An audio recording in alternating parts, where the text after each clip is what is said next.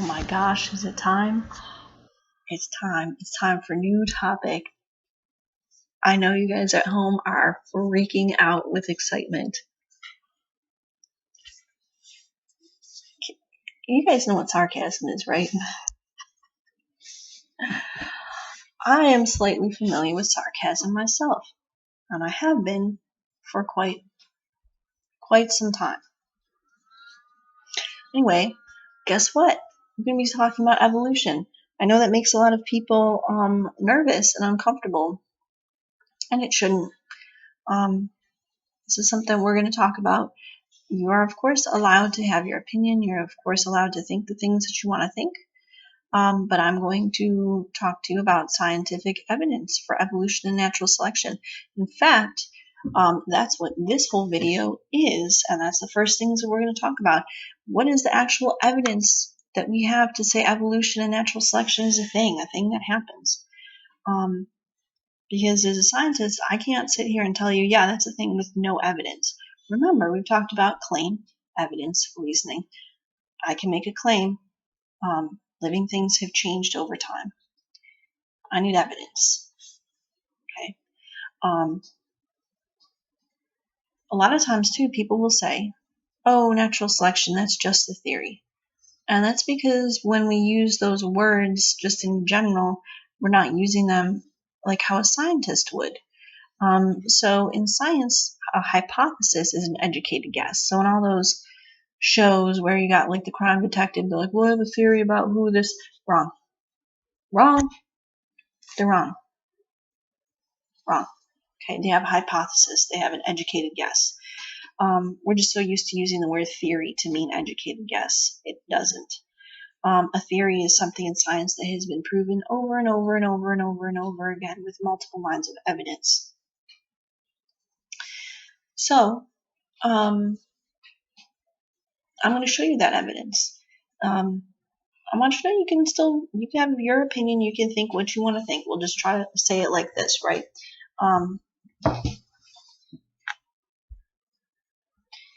You need to know that scientists say that this is a thing that happens, and we need to look at the evidence that scientists give us. Okay? So we can leave it at that, and of course you can be entitled to your opinion. So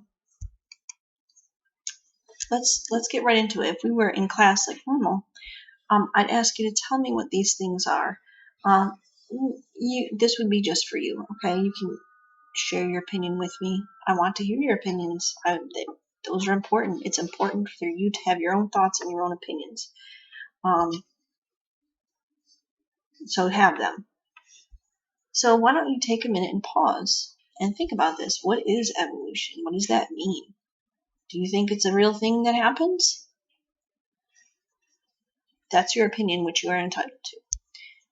And how does it happen? If people say it happens, how does it happen? Okay, so take a minute, pause, think about those things. Because those are kind of the questions that we're going to come back to as we talk about evolution. So let's look at some evidence. So remember, I'm not going to sit there and say, me, okay, but you need to understand why scientists say it's true. Okay, so whatever else that you want to think about or have your opinion on, that's fine, but you should know why scientists say that this is a thing. So what are some lines of evidence? There's many, but we're going to look at these. So some pieces of evidence scientists use that show evolution by natural selection occurs: fossils, comparative anatomy, vestigial structures, embryology, DNA, and biochemistry. So you might be familiar with some of those. You might be like, what? So let's talk about those so you can become familiar with them. We'll watch a really good video in class. You're going to really like it. I can't make cartoons and stuff. I don't have talent.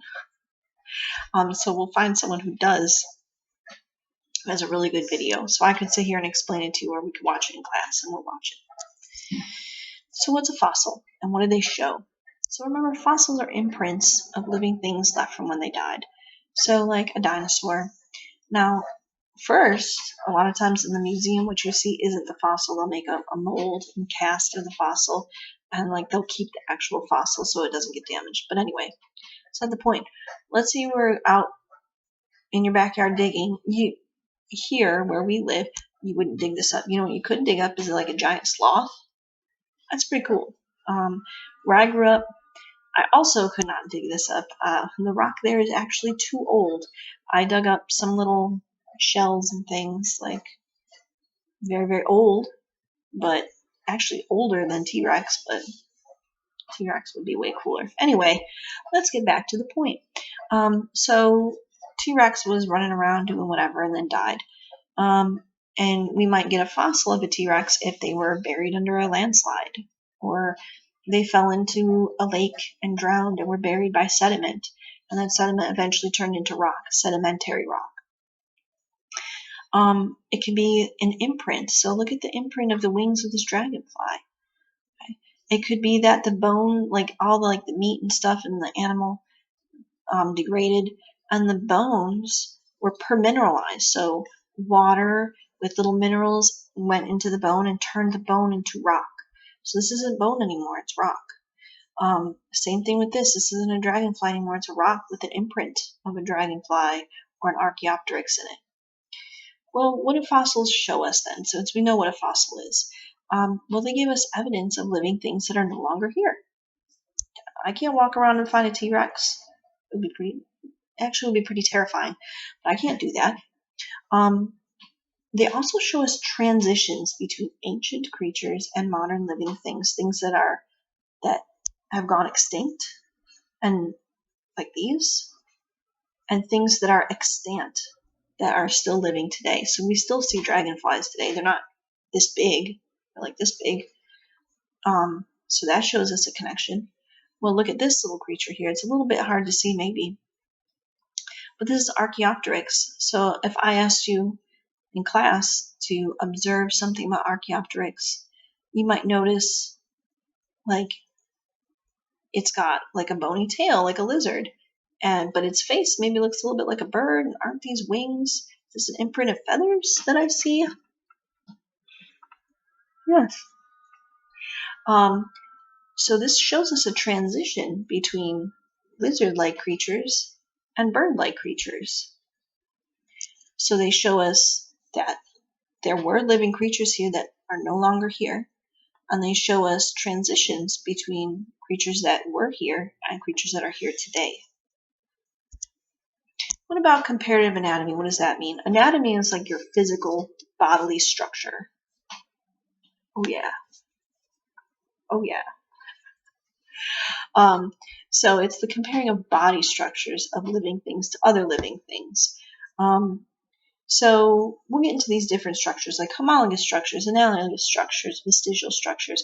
Basically, you can compare my arm bone to a Neanderthal's arm bone and say what's similar and what's different about them. And by looking at what's similar and different, we can kind of get an idea of how closely those creatures are related. Or we can see that there is a relation where we didn't think that there was one. So what's embryology then? I'm going to come back and get more into these structures, so don't worry if you're looking at these pictures and have no idea what that means. I will get to that. It's going to come up. So what about embryology though? It's where scientists study and compare embryos. Cool, that didn't explain anything because I don't know what an embryo is.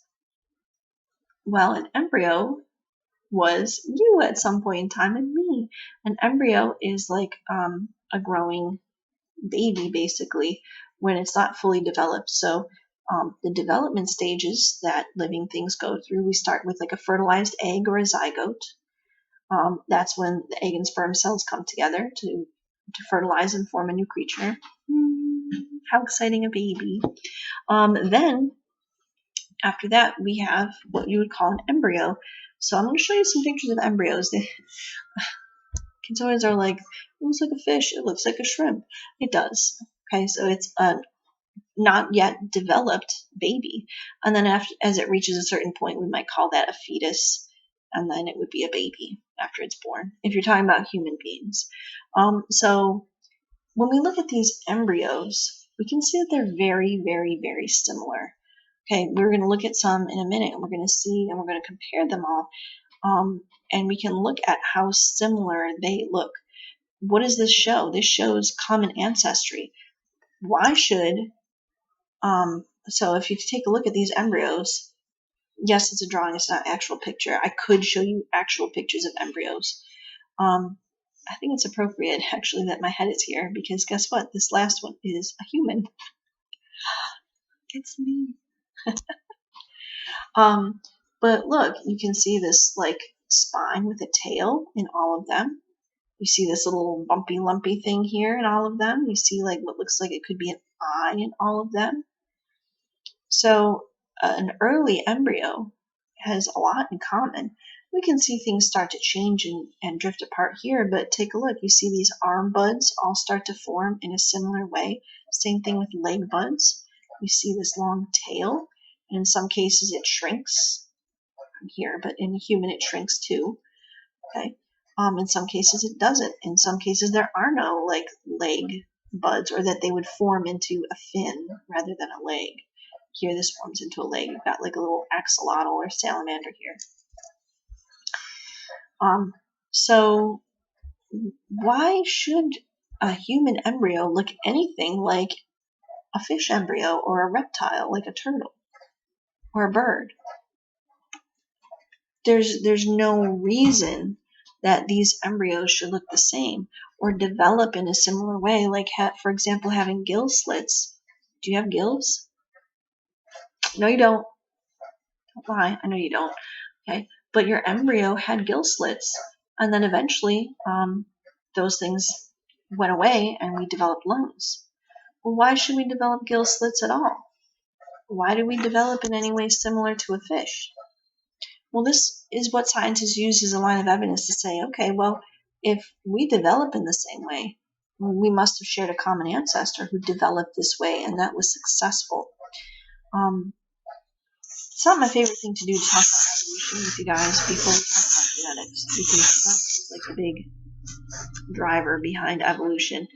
But we'll come back and we'll talk about it again when we do talk about genetics. Speaking of genetics, what's biochemistry? So when we talk about biochemistry, we talked about that a little tiny bit when we talked about those nutrient cycles.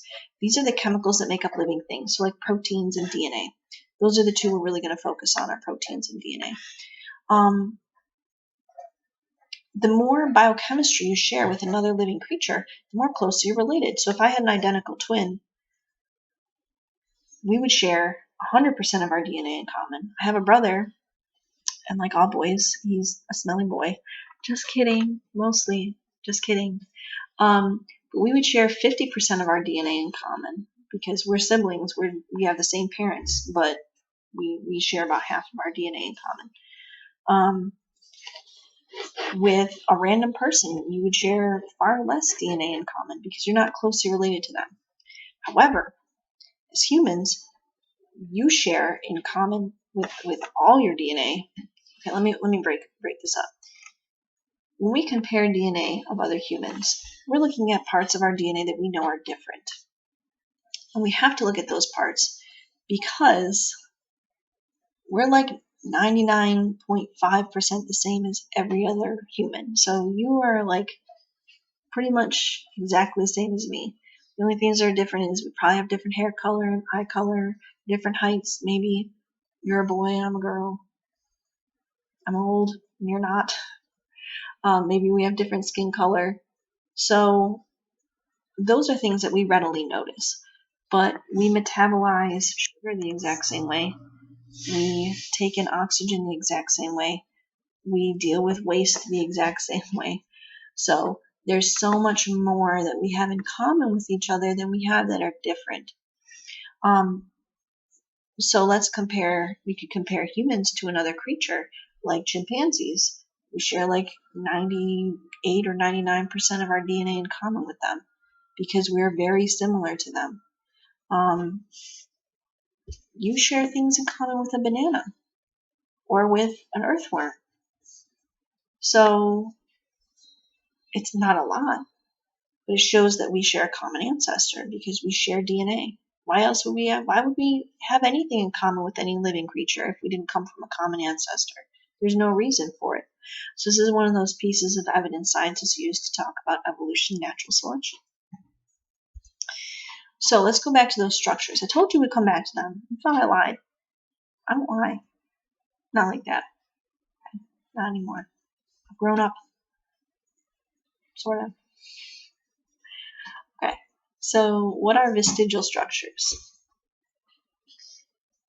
Who was it that called me an edgy teen? Was that Tyler? I'm still thinking about that. That still got to me. I'm not a teen anymore. I'm still super edgy though, as you can clearly tell. So anyway, let's go back to the real world. What's a vestigial structure?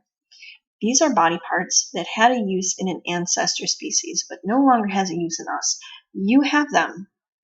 You have a couple. You have wisdom teeth. Our ancestors had sticking out wider jaws. You can see that in chimpanzees. They have a sticking out jaw and face. We have sort of a flat face down here. So our ancestors needed to like bite and tear and have strong jaws. We eat kind of softer food compared to them, so we don't need to have strong jaws, and we don't need them as sticking out as much. And there's other reasons, but so we have wisdom teeth that we need to have removed because our jaw can't fit those teeth in them. We don't have room, but our ancestors needed them. We don't. You have a tailbone. Do you have a tail? You don't. It would be really cool to have like a big, like fluffy tail of some kind. There are some humans born with like a small little stubby tail, but in general, we don't have tails, but we have a tailbone. Why do you have a tailbone if you don't have a tail? I think Savannah was saying she was sitting on a pillow because she hurt hers. Sorry, Savannah, you were just saying it, so I had to bring that up. But so why have a tailbone if we don't have a tail? Well, our ancestors had tails. We don't, but we have the leftover vestigial structure of a tailbone. We just don't have a tail. Oh, sugar, my head's blocking it here. I'm gonna actually like do a whole thing. Move this up. I'll have to move it back later. Let's take a look. Whales have these bones in their kind of tail area that are like remnants of a pelvis, which is like your hip bones, and a femur, which is your big leg bone. Whales don't have legs. They don't walk. They live in the ocean. Why would they have a leg bone? Why would they have hip bones? They have a big tail. They don't need to. They can't walk. They don't have a foot. Ancestors to modern whales, as we're going to see in this video. Not mine. Someone better's. That you're going to see that ancestors to whales walked on land and had legs. So they have these leftover bones because they're a remnant from their ancestors. So these show us, hey, these creatures are related. They're related somehow. Oh, and this picture here is of a blind cave fish. So some fish got into a cave, couldn't get out, and they were able to live there. There was a food source. There probably weren't any predators, or very few. And they were isolated from their other fishy friends. Oh no. So this is like a relative of this cave fish that would not live in the cave. Well, so over time, these fish changed. That's evolution, change over time of a species. Well, they didn't need to have shiny scales and coloration to hide because it was dark. What do they need that for? They also are missing something pretty significant here. They don't have eyes. Why do they need an eye if there's no light in the cave? So eventually some of these fish were born kind of boring colored. Some of them were born without eyes, and they survived just as well, if not better, than the ones with eyes. So now in these fish, we have some eyeless fish living in a cave. What's the vestigial structure then? Well, they have optical nerves that would attach to an eye and to the brain, but no eye. Why would they have an optic nerve? A nerve for an eye if they have no eye? Well, then what are these homologous structures? You will probably see this, and if you see this on a test, they're going to put this picture or something very close to it. So what's a homologous structure? So homologous structures are, when we learn prefixes, this prefix homo means same. So these are structures that are the same in different creatures. So if we were to look at them, you could see like the arm, This is like the front, the forearm that we're looking at in these creatures. We can see that inside they have similar bones, but they do different jobs. Okay, so like the human hand and arm is designed to grasp things and hold things. A horse's front hoof and arm is for walking or running. A cat, look how like it looks like a little hand. Where's my cat? He's off being a brat because I told him he couldn't go outside. Theirs is designed for capturing prey.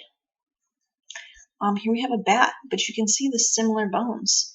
The humerus, the radius, the ulna, and the phalanges, the fingers. It looks like it's got 5 big fingers, and stretched in between them is this webbing that allows them to fly. Here's a bird wing, a little bit different because it's not a mammal, but you can still see the similar structures and how they have fused finger bones. Here we have a whale. Let's just stop and really consider that. When you think of a whale's flipper, do you think of fingers? No, it's like a big flap. But inside that flap, they have long finger bones. Why would they have that? That's because the common ancestor to these creatures had fingers. So homologous structures show creatures having a common ancestor. And how do we see that? We see similar bones in similar positions, even though that might not make sense to us. Again, like a whale having fingers. What about the opposite? Analogous structure. So like if you're making an analogy, it's like a comparison. So analogous structures look pretty similar, but they're different inside. And this shows they don't share a recent common ancestor. So like take a look at the bat's wing. You can see some similarities to the bird wing, but not that many.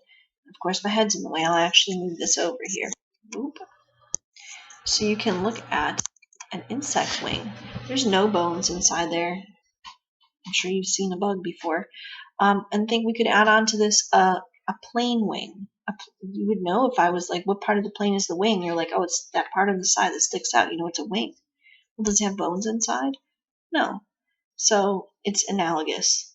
All right, so these are structures that have similar jobs, like flight, but internally they're very different, which shows they don't share a recent common ancestor. It's basically like these creatures solved a problem in a similar manner, flying to maybe escape predators or capture prey. What are some other examples? Shark fin and a penguin wing. Sharks and penguins are not closely related, but if you look at their little wing, their little fin, they have a similar shape because they're used for gliding through the water, or an insect wing and a bird wing like I have here. So I think that's sneak preview. So that's all I have for right now. These are different pieces of evidence that scientists use to show, hey, this is evidence for evolution and natural selection. We'll watch another video in class that will like clarify some more of these.